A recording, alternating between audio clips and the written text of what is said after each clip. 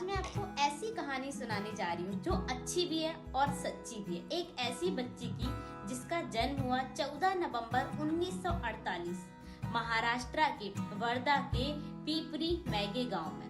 Welcome back my new blog guys. Channel पर first बार आए तो चैनल को सब्सक्राइब जरूर करिए, लाइक करिए और वीडियो को पूरा देखिए। मैं कहानी सुनाने जा रही हूँ सिंधु ताई की। सिंधु ताई के बारे में आप सभी लोग जानते हैं, नहीं जानते हैं तो पूरी कहानी ध्यान से सुनिए एंड सिंधु ताई से आपको बहुत कुछ सीखने के लिए मिलेगा। जब सिंधु ताई का जन्म हुआ तो उनके घर में शोक मनाया गया। सिंधु ताई कहती हैं कि पूरे गांव में शोक मनाया गया। उनको कोई नाम नहीं दिया गया, उनका नाम रखा गया चिंदी, जिसका कोई नाम नहीं होता। एक कपड़े का नाम होता है चिंदी। हमारे घर में फटा पुराना कपड़ा रहता है, छोटा सा टुकड़ा रहता है, उसको हम बोल देते हैं ना चिंदी। उनको चिंदी नाम दिया गया, मतलब कूड़ा कचरा। उनकी कोई वैल्यू नहीं की गई और उनको पढ़ने नहीं दिया गया। उनकी माँ नहीं चाहती थी कि वो पढ़ें, लेकिन उनके पिताजी चाहते थे कि वो पढ़ें और उनको भैंसों के लिए भेजते थे, भैंसे चराने के लिए। और जब भैंसे पानी में चली जाती थी, सिंधु ताई कहती हैं कि तब वो स्कूल जाती थी और वहाँ के जो टीचर थे वो कहते थे कि आप लेट क्यों आती हो। जब उस टीचर को ये पता चला कि इनको पढ़ने ही नहीं दिया जा रहा है तो उन टीचर ने बिना चौथी क्लास के पेपर दिए उनको पास कर दिया। सिंधु ताई की शादी बहुत कम एज में कर दी गई थी और बहुत ज्यादा उम्र वाले व्यक्ति से। सिंधु ताई की जब शादी हुई थी तब सिर्फ 10 साल की थी और जिनसे शादी हुई थी उनकी एज थी 30 साल की। अब सोचो 10 साल की उम्र में शादी हुई। उस टाइम पे 10 साल की उम्र में शादी हो जाती थी। सिंधु ताई कहती है कि ना ही उनका मायका अच्छा था ना ही ससुराल। जो मायका था वो बहुत गरीब परिवार से था और ससुराल में उनको ना मायके में प्यार मिला कभी और ना ही उनको ससुराल में प्यार मिला। जब उनकी शादी हो गई तो शादी के बाद उनको एक बेटी हुई और उनके हस्बैंड ने उनको घर से निकाल दिया। निकाला क्यों था?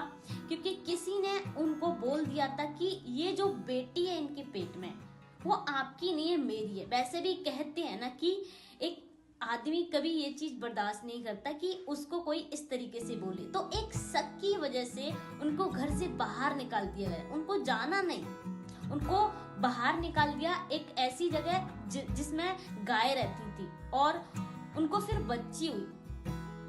गाय के पास इसलिए भेज दिया गया था कि गाय पैर वैर रखेगी तो ये मर जाएगी, लेकिन गाय ने, ताई कहती है कि गाय ने उनकी रक्षा करी और उनको बेटी हुई। जो बच्चा होता है ना, बच्चे का नाल जो होता है ना, नाल उन्होंने पत्थर से काटा था और एक दो पत्थर से नहीं काटा था, उन्होंने पत्थर को 16 बार पटका जब वो नाल कटा था जाके।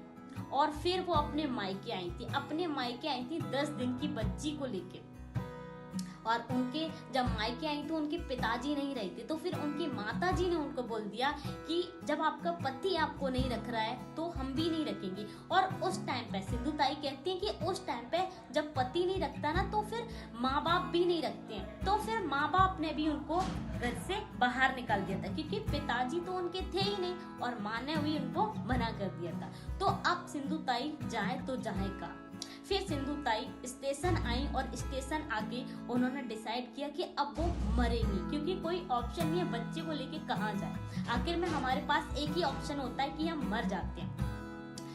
जब मरने के लिए सोचा तो एक गरीब व्यक्ति था और वो बोल रहा था कि मुझे मरना है, कोई मुझे पानी पिला दे मरने से पहले। सिंधु ताई ने उसको पानी भी पिलाया और रोटी भी खिलाया, ये समझ के कि एक व्यक्ति मर रहा है तो मरते मरते इसको मैं पानी तो पिला ही दूं।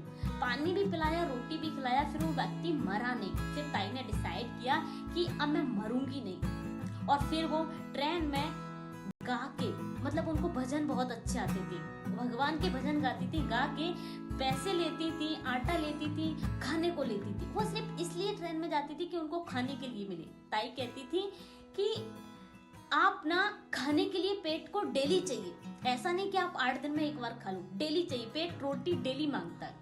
लेकिन उस टाइम पे उनकी जो एज थी ना वो 20 साल की थी। अब 20 साल की एज में वो कहाँ जाए क्योंकि रात में सोने के लिए उनके पास कोई घर नहीं था। लेकिन आपको पता है, ताई कहती है कि उनके पास सिर्फ एक घर था, वो था शमशान। और जब उनको आटा मिलता था वो शमशान में जाके रोटियां भी बनाती थी और शमशान में ही क्यों जाती थी? क्योंकि शमशान एक ऐसी जगह है कि रात में कोई नहीं आता। लोग बोलते हैं कि शमशान में भूत आता है, और शमशान में वो जाती थी। और जब वो बहुत परेशान हुई, एक दिन उन्होंने डिसाइड किया कि मैं शमशान में रहने के लिए आती हूँ, मेरे पास कोई घर नहीं है। और एक सामने मुर्दा जल रहा था, तो उसने बोला कि ताई, जब तक जिंदा हो ऐसे व्यक्ति के लिए जियो कि जिनका कोई नहीं है, मरना ही क्यों। मुर्दा सोच के देखो, मरगट हमें इसलिए जाती थी, हमें मरगट में जाने से डर लगता है ना, लेकिन उनको डर नहीं लगता क्योंकि उनको पता था वहां पे कोई नहीं आएगा। और फिर सिंधु ताई ने उन लोगों के लिए जीना स्टार्ट किया जिनका कोई नहीं हो। और फिर जब उनको ट्रेन में जो बच्चे होते हैं ना, अनाथ बच्चे होते हैं जिनका कोई नहीं होता ना, उन बच्चों को लेना स्टार्ट किया। और सिर्फ इसलिए गाती थी भजन कि मेरा भी पेट भरे, और इन बच्चों को मैं लेती हूँ ना, इन बच्चों को भी पेट भरे। तो सिंधु ताई की कहानी से एक चीज सीखने के लिए मिलती है, और एक चीज वो बोलती है हमेशा कि प्रॉब्लम जिंदगी में आएगी, आंसू जो हमारे होते हैं ना, इन आंसुओं से कुछ सीखो। जो रोते हैं और रोने के बाद जब हम चुप हो जाते हैं तो हमारे दिल को तसल्ली बहुत मिलती है। तो बस आपको पता हो, मैं कुछ फोटो भी लगा दूंगी सिंधु ताई के ऊपर।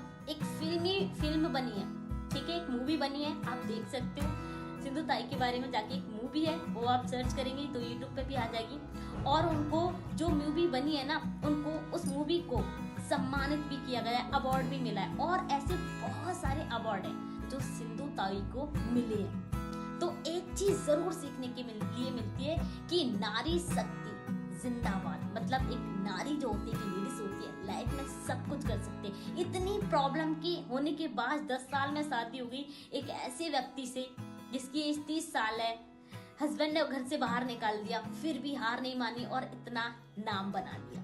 तो हमें बहुत कुछ सीखने के लिए मिलता है। और लास्ट में मैं आपको बताऊं, जो उनके हस्बैंड थे, जब उनका अनाथ बच्चों को पालती थी, जो उनके हस्बैंड थे, वो लास्ट में उनके पास आए तो उन्होंने बोला कि मैं आपको पति के रूप में स्वीकार नहीं करूंगी, मैं आपको बच्चे के रूप में स्वीकार करूंगी।